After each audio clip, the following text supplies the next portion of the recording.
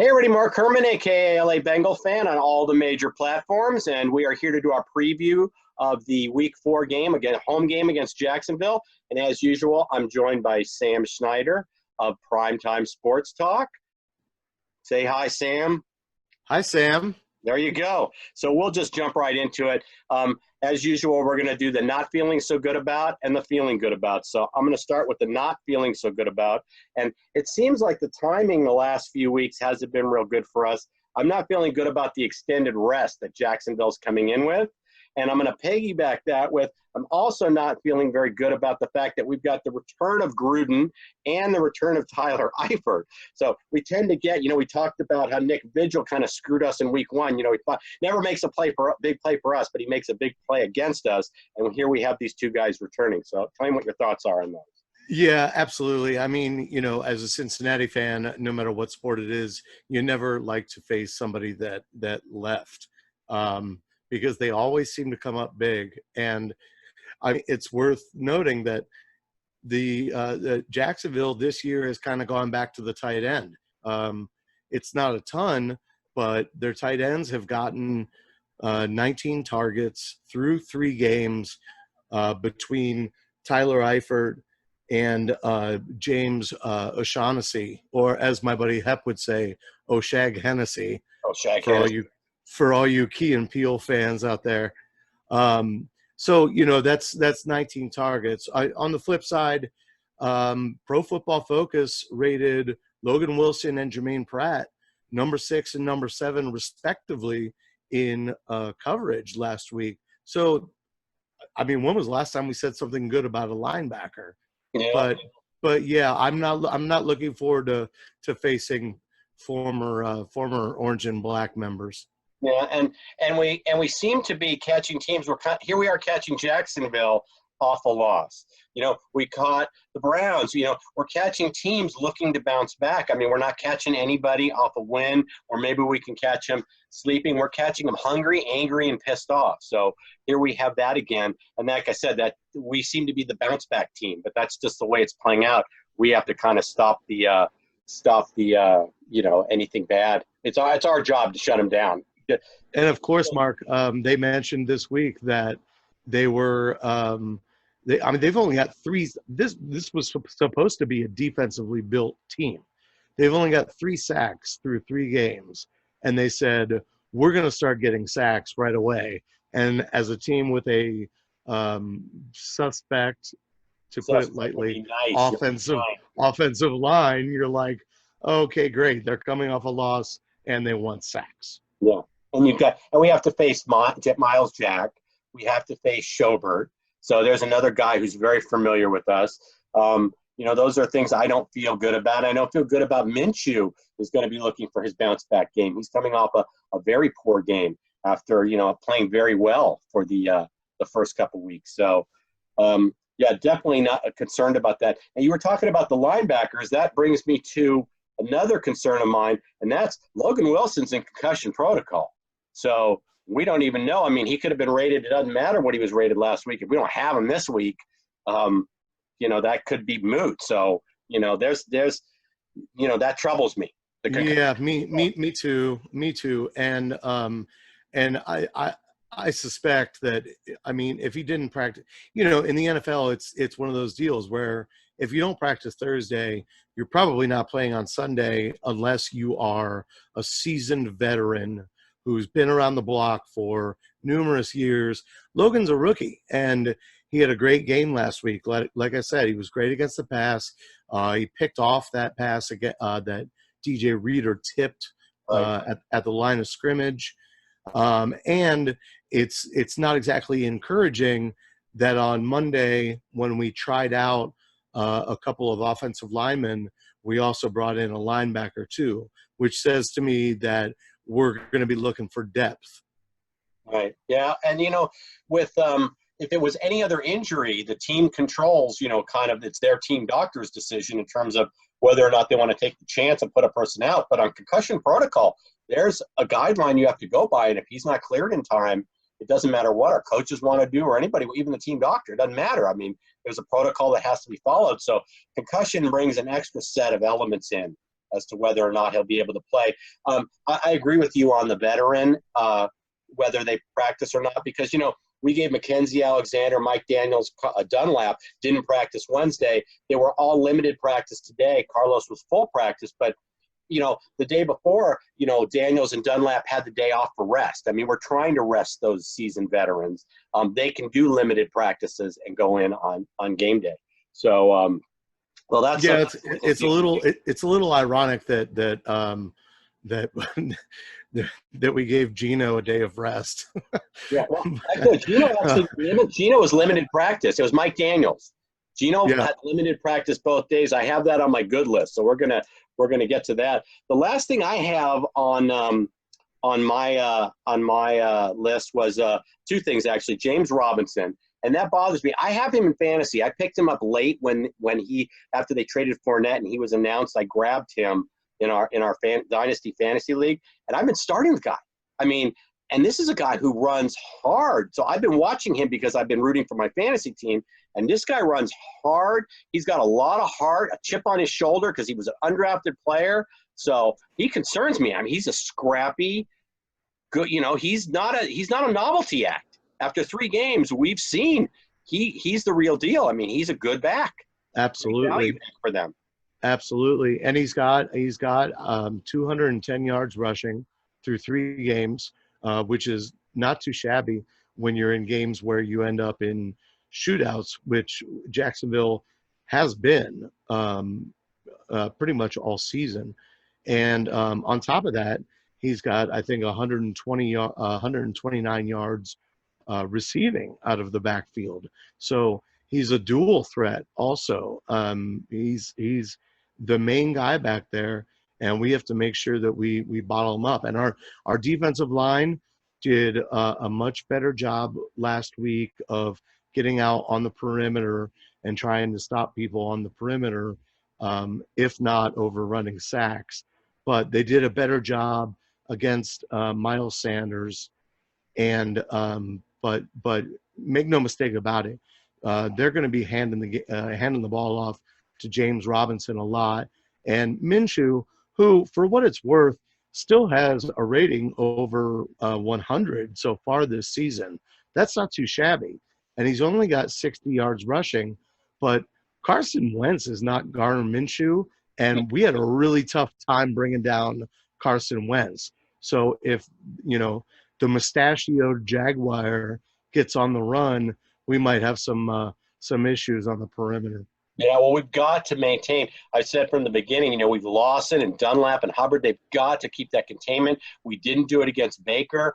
We just seemed to whip on Wentz, but we've got to maintain the edge. He gets on the outside, and we're in trouble. Indeed. So, the last thing I had here was coaching and play calling. I want to see better coaching and play calling. I've been easy on our coaches and so far, but it's starting to really work on me. I really think that it cost us the last game. So I want to see an improvement, and I want to see better scheming. I want to see them doing stuff to take the pressure off Burrow, and to not keep handing the ball to Mixon. This pisses me off. You can go back. I've been saying this for years. Don't ask your players to do things they're not capable of. You're asking the right side of your offensive line to do what they're not capable of. Stop handing the ball off, running it down the right side, and watching Mixon get blown up. I want to see a better scheme. I agree, and it is about scheming. And I wrote down as one of the things that I was not feeling good about was it's more of a general thing, not just this game, and it's the involvement of Mixon, because up to this point he has 70 rushing attempts. That is less than half of the passing attempts from Joe Burrow. And I know that we've been playing from behind in some of those games, but Jacksonville is not killer against the run.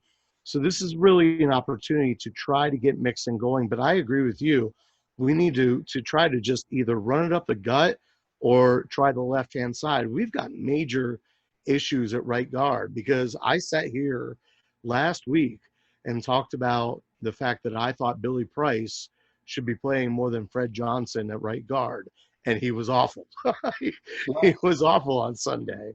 So I mean, at this point, you just kind of throw your hands up and say, stay away from that right side. Let's go to the left, or let's try to go up the middle. And of course, we got Michael Jordan, has a knee injury, but I think he'll probably play. Yeah, he was. Um, Michael Jordan was limited practice both days, yeah, so I yeah. think he plays too. It's a knee issue. I have a feeling he's going to play. Again, we'll go back to questionable. Could be the new probable. Right. I hate to sound like a broken record, but this is the game because Jacksonville hasn't been that great against the run that we've really got to scheme to mix in. Zach Taylor's really got to say, I understand they're bad against the pass too. There's nothing to hate about this matchup if you're a Bengals fan. But this is an opportunity to get Mixon going because in the next 6 games, he's going to face people like Pittsburgh, Baltimore, Cleveland, Indianapolis, who are all going to stack the box and make you throw the ball. So why not get Mixon going once in a game where he should be going? Yeah, and like I said, I'm going to be and Turner. I've never been a fan. Wasn't a fan of the hire. Zach's defended from the beginning, but Turner's really got to start doing something. Or we're going to be calling for his head. I mean, I'm just shaking my head. I'm just going to leave it at that. We're going to shake our head. Show me something this week, guys, on the coaching staff. So, did we cover all the worries there? Yeah, for the most part. I mean, mine were injuries, the offensive line, Mixon, and the fact that Jacksonville was going to try to drop a load on Burrow, and crash the line as often as they could. So that concerns me a little bit. Yeah. All right. Well, let's get to the feeling good. Now, I already mentioned one, so I'm going to get it off the table right now, is that Geno was limited practice both days. So he's on the field. He's suited up. He's doing something. We might actually get to see. Daniels was given a rest day and then limited practice today. So we can expect to see possibly for the first time this season all 3 of our defensive tackles together. Actually see Geno on the field with Reeder, see Geno on the field with Daniels, rotating them in. So this could be good. Yeah, I think possibly, and I'm not trying to rain on anybody's parade, but keep in mind that Geno really didn't do much except work out a little bit in the last few weeks, and I think it was before week 1, or maybe it was week 2 when I was with you on a preview. I said we won't see Geno until week 5. I'm still sticking to that. I don't think he plays this week. But it's terribly encouraging to see him in full pads today and getting close to coming back. And I agree with you. I think Mike Daniels will be on the field. They're just taking it easy on him. He's a veteran. Oh yeah. When I saw the non-injury related rest, was the did not practice on Wednesday. I don't mind seeing, rest days for people. That doesn't bother me at all.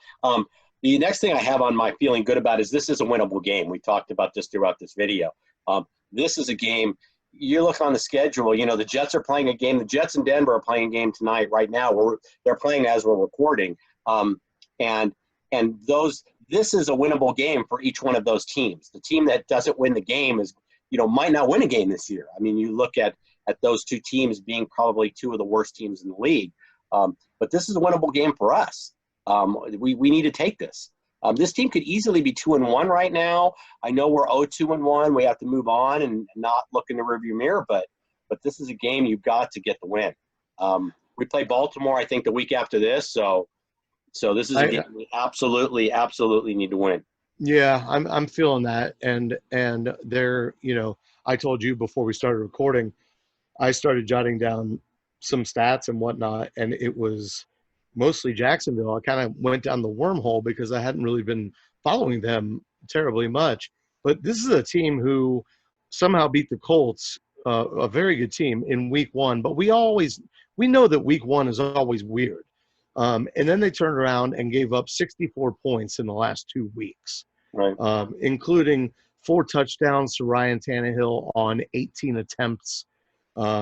They gave up a couple touchdowns to Crazy Legs Fitzpatrick to go with 38 yards rushing and another touchdown. Last week against Miami, they coughed up 138 yards rushing last week against Miami. This is supposed to be a team that's built on defense, and it's not. It's not playing as such. And you mentioned that DJ Hayden, the nickel corner, the slot corner, was on the injury report for Jacksonville, and he's a veteran and he knows what he's doing. But one of my good things, which I'll segue if you don't mind, No problem. one of my good things is the involvement of Tyler Boyd in the offense last week. He had 13 targets.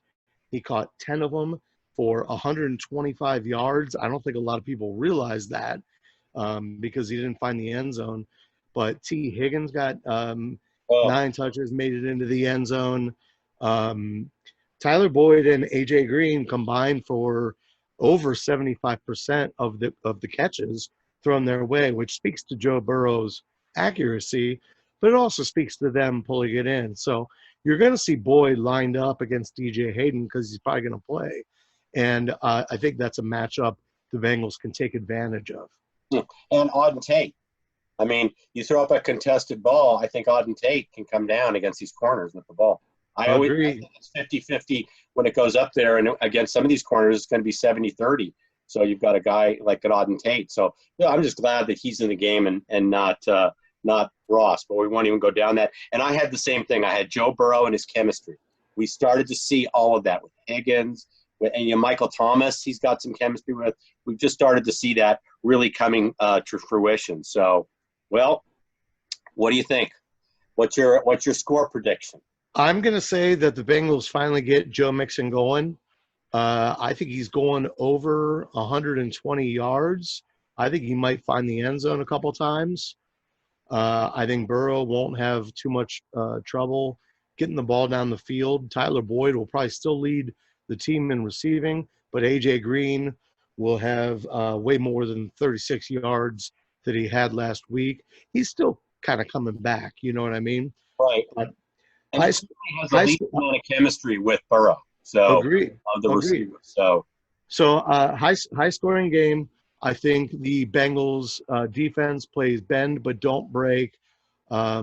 Gets 3 field goals out of Jacksonville. Final score 31-23 Cincinnati. you know what? I had a similar score. I had 30-24 because I had us for 3 touchdowns and 3 field goals. I think we're going to move the ball well. I think we're going to cash in, but we still seem to sputter sometimes in the red zone. So out of the 6 times we get scores in, I had 3 of them as field goals. So I had us for 30-24. So that we're seeing kind of the same game. I definitely like the over in this game. I teased sure. and I like the Bengals and the points. People don't realize the Bengals have covered every week in terms of if you've teased them or taken them in the points, you're 3-0. So I agree. Gamblers are loving Cincinnati right now. Yeah, and not only that, but from a fantasy standpoint, I think this is going to be one of the games that has the most fantasy points scored. So if you've got players from either one of these teams, I'd play them. Play Robinson, play Minshew, play Burrow, play Green, play Boyd, play Mixon. Just put them all in there because some points are going to be scored. But at the end of the day, I think it's going to be a fun one to watch for Bengals fans. Yeah, I'm actually going to play Robinson and Mixon. So I'm going to have the 2 running backs in the same game.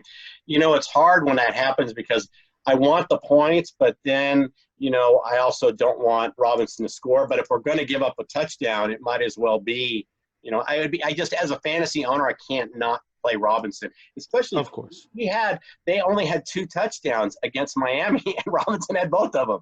So, of course, you just got to play them. All right. Well, tell them where they can find your stuff. Of course, I ask you that as soon as you take a swig. That's all right. As always, you can find me. I write for Primetime Sports Talk. You can find us online at Talk Primetime.